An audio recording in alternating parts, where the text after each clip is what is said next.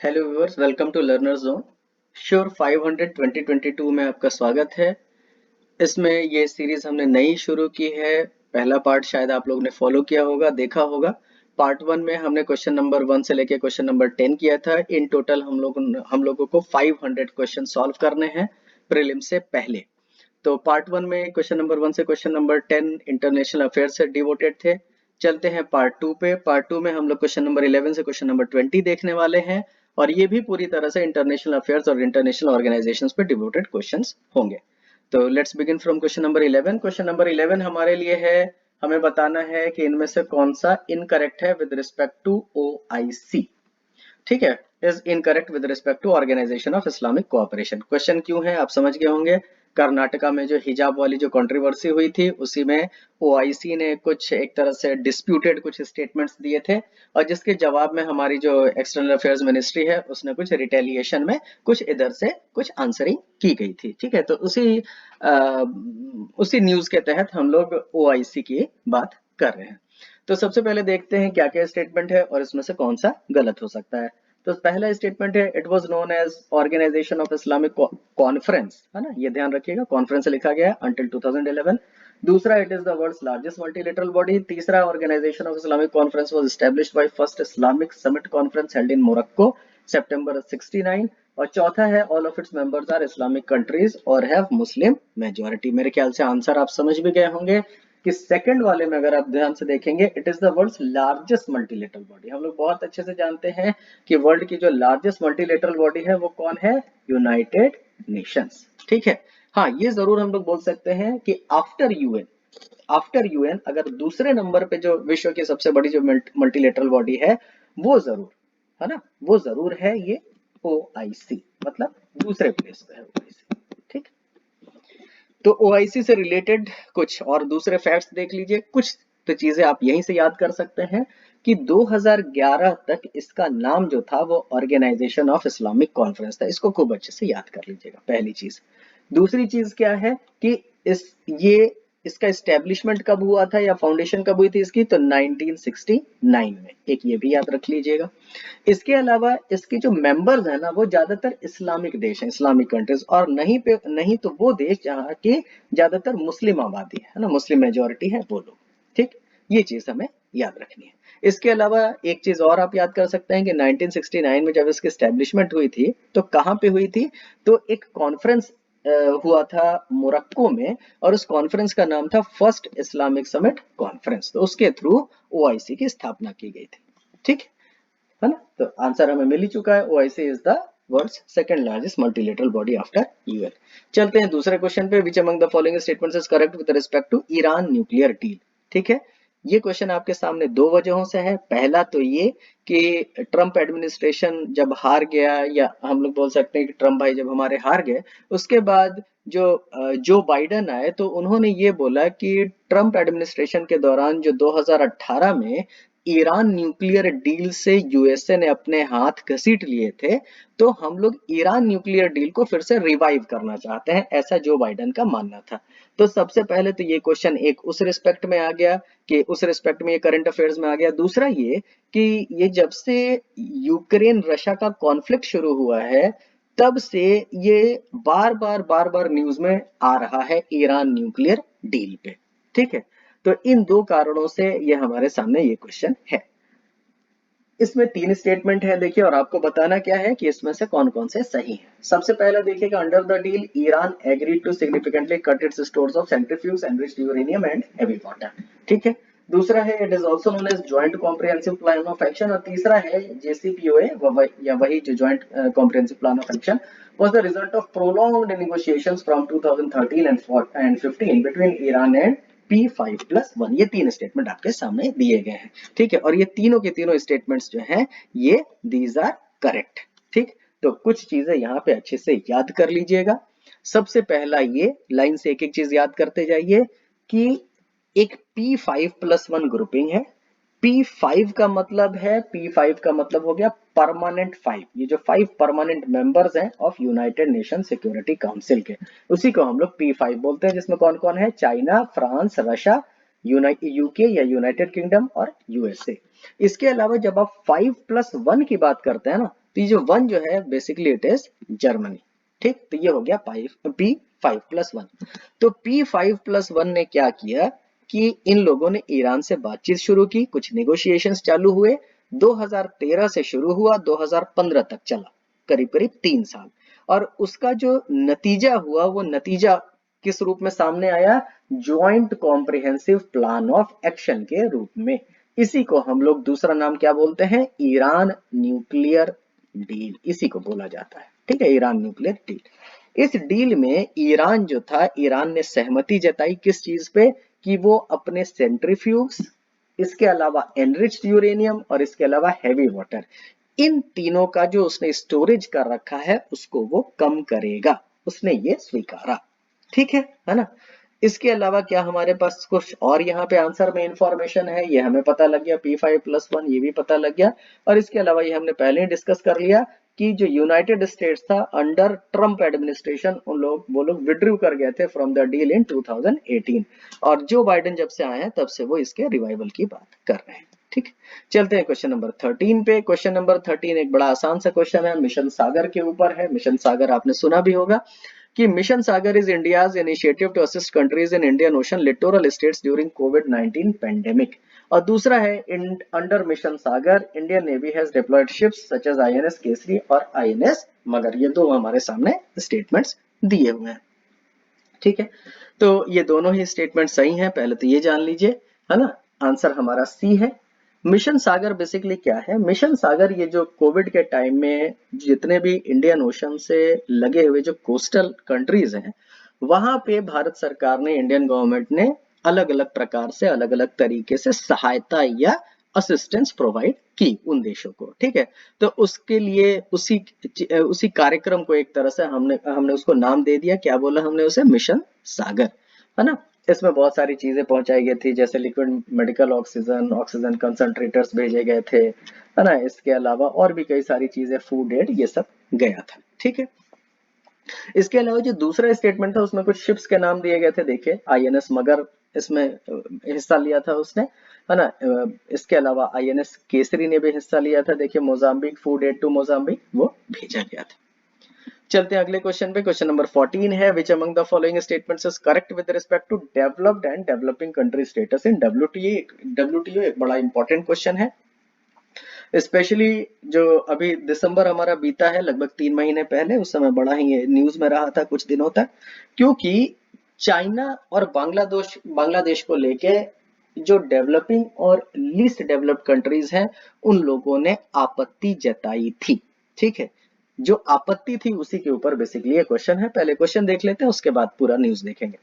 Countries are clearly defined as developed and developing countries in WTO, एक ये statement दिया है। दूसरा दिया डेवलपिंग कंट्री स्टेटस है, WTO ensures special and differential treatment. ये दो स्टेटमेंट्स दिए गए, उसके बाद पूछा गया कौन कौन सा करेक्ट है। ठीक, सबसे पहले जरा देख लिया जाए पहले ये पूरे न्यूज के बारे में, और इसका एक्सप्लेनेशन बहुत लंबा है लेकिन बहुत ही यूजफुल रहेगा आपके लिए, तो ध्यान से सुनिएगा कि चाइना, ये जो न्यूज था दिसंबर वाला, पहले वो न्यूज देख लीजिएगा कि चाइना's status as a developing country at the WTO has become a contentious issue with a number of countries raising concerns over the upper middle income nation deriving benefits reserved for developing countries under WTO norms।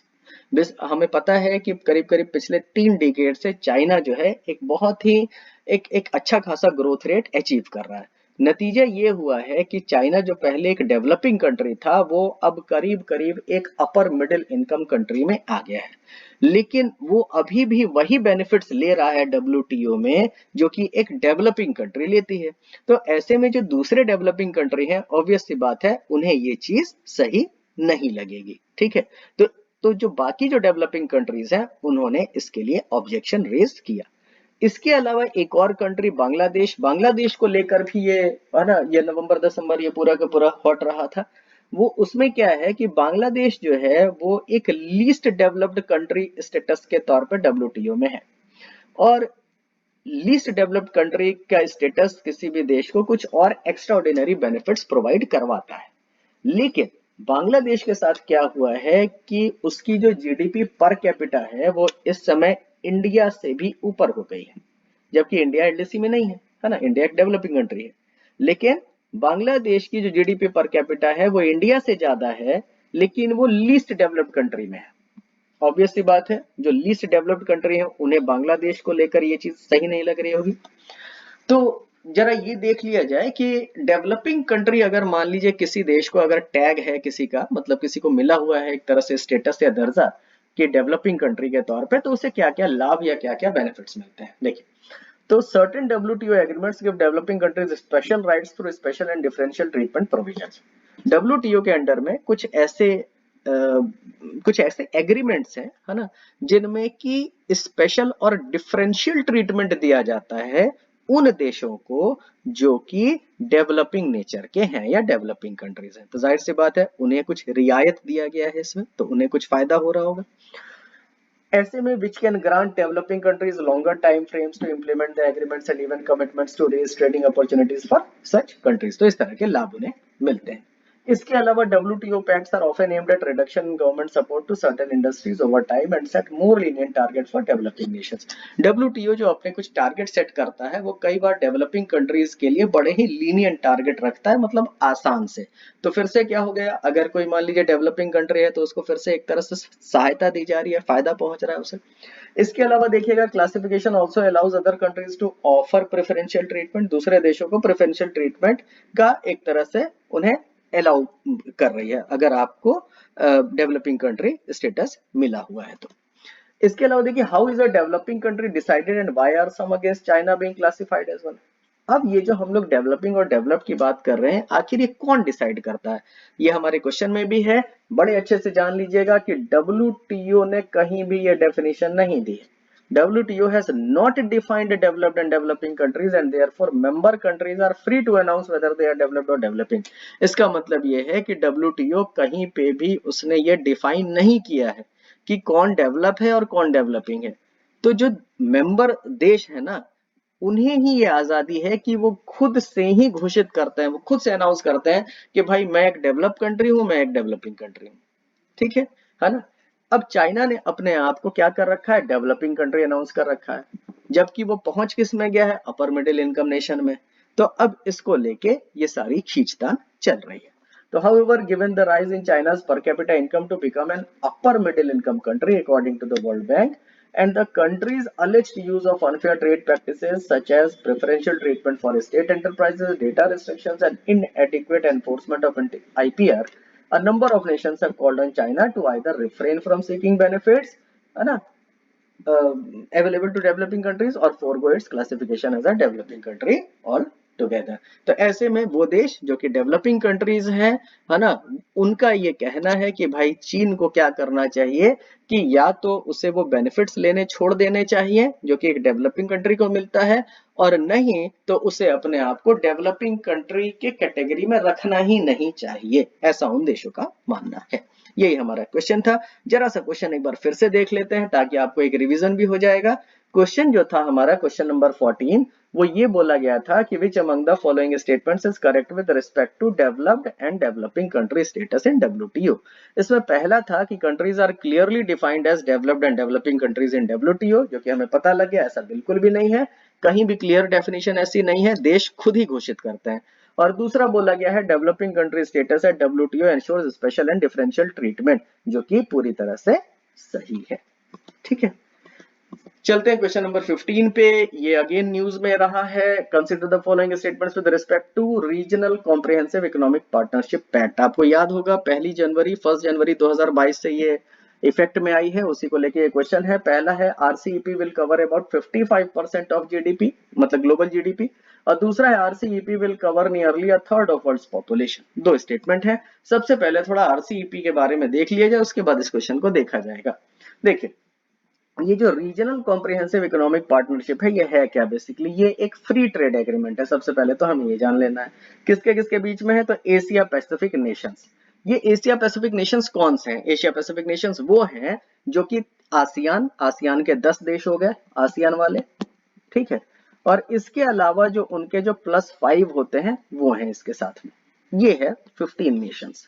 ठीक, तो 15 Nations में कौन कौन आ गए, तो Australia हो गया +5 वाला, इसके अलावा जापान हो गया +5 में, इसके अलावा चाइना हो गया +5 में, साउथ कोरिया हो गया +5 वाला, और न्यूजीलैंड हो गया +5।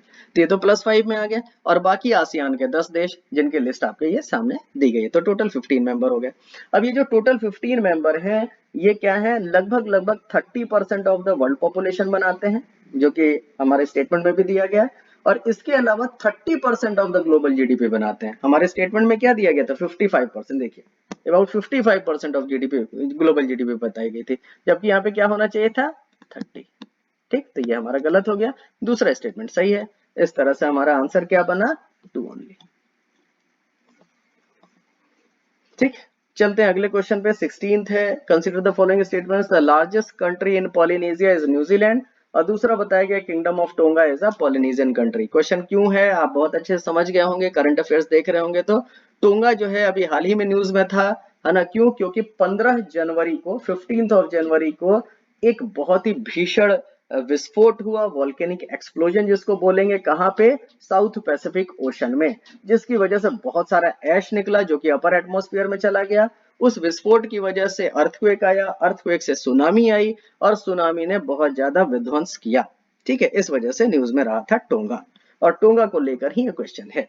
ठीक है, तो यहाँ पे है the largest country in Polynesia, यहाँ पे एक पॉलिनेशिया शब्द का भी इस्तेमाल किया गया है, जो कि हम लोग अभी देखने वाले हैं।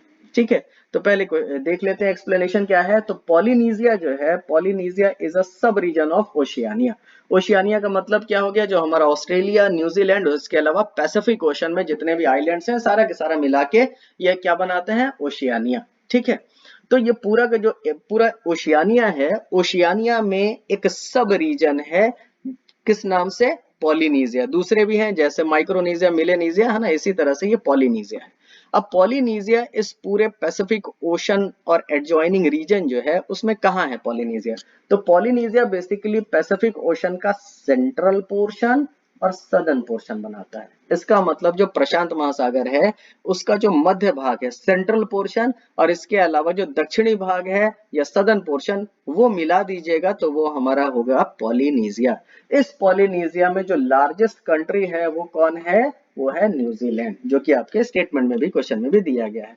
इसके अलावा जो किंगडम ऑफ टोंगा है, जहां पे वोल्केनिक एक्सप्लोजन हुआ था, वो कहां पे है, तो वो भी पॉलिनेशिया में ही है, पॉलिनेशियन कंट्री है। इसके अलावा टोंगा आखिर है क्या, तो टोंगा को बोलते हैं, वो एक आर्कीपिलेगो है, जिसमें कि लगभग 169 द्वीप है। आर्कीपिलेगो मेरे ख्याल से आप जानते भी होंगे, आर्कीपिलेगो मतलब ग्रुप ऑफ आइलैंड्स जो कि आर्क शेप में इस तरह से होता है, आर्क शेप, एक चापाकार। ठीक है, तो ग्रुप ऑफ आइलैंड्स, तो इस तरह से टोंगा जो है एक पॉलिनेशियन कंट्री है। ठीक है, मेरे ख्याल से क्वेश्चन अब आराम से आप कर सकते हैं। Largest country in Polynesia is New Zealand, kingdom of tonga is a Polynesian country. दोनों स्टेटमेंट सही है, आंसर हो जाएगा हमारे लिए डी। क्यों, क्योंकि हमें इनकरेक्ट बताना था। तो इनकरेक्ट कौन है, नन ऑफ द अबव, कोई भी इनकरेक्ट नहीं है, बल्कि सारे करेक्ट। चलते हैं अगले क्वेश्चन पे। अगला क्वेश्चन है 17, विच among the following is published by IEA. ठीक है, इंटरनेशनल एनर्जी एजेंसी एक ऐसी एजेंसी है जो कि लगभग अक्सर ही किसी न किसी बात को लेकर करंट अफेयर्स में बनी रहती है। तो ऐसे में इस एजेंसी के द्वारा जो भी काम किए जाते हैं वो हमारे लिए बहुत इंपॉर्टेंट हो गए हैं। तो क्वेश्चन नंबर 17 बेसिकली उसी से पुटअप किया गया है कि आईईए जो है वो कौन कौन से स्टैट्स, रिपोर्ट या कुछ ऐसी चीजें पब्लिश करती है। तो यहाँ पे आप बहुत अच्छे से जान लीजिएगा, वैसे भी एक पूरी तरह से फैक्चुअल क्वेश्चन है कि आईईए जो है वो क्या पब्लिश करती है, वर्ल्ड एनर्जी आउटलुक पब्लिश करती है, वर्ल्ड एनर्जी स्टैटिस्टिक्स पब्लिश करती है, और इसके अलावा इलेक्ट्रिसिटी मार्केट रिपोर्ट पब्लिश करती है। तीनों की तीनों आईईए करती है। ठीक है, एक्सप्लेनेशन। इसके बाद है क्वेश्चन नंबर 18, जो कि हाल ही में न्यूज में रहा था कि India ASEAN digital work plan 2022 के बारे में 4 स्टेटमेंट आपके सामने दिए गए हैं, और पूछा गया है कि इनमें से कौन कौन सा India ASEAN digital work plan में शामिल है। ठीक, तो India ASEAN digital work plan हाल ही में न्यूज में रहा था, पहले तो ये जान लीजिएगा। और उसमें जो है ये जितनी भी आपकी बातें बताई गई है ना, ए, बी और सी में, ये सारी की सारी थी।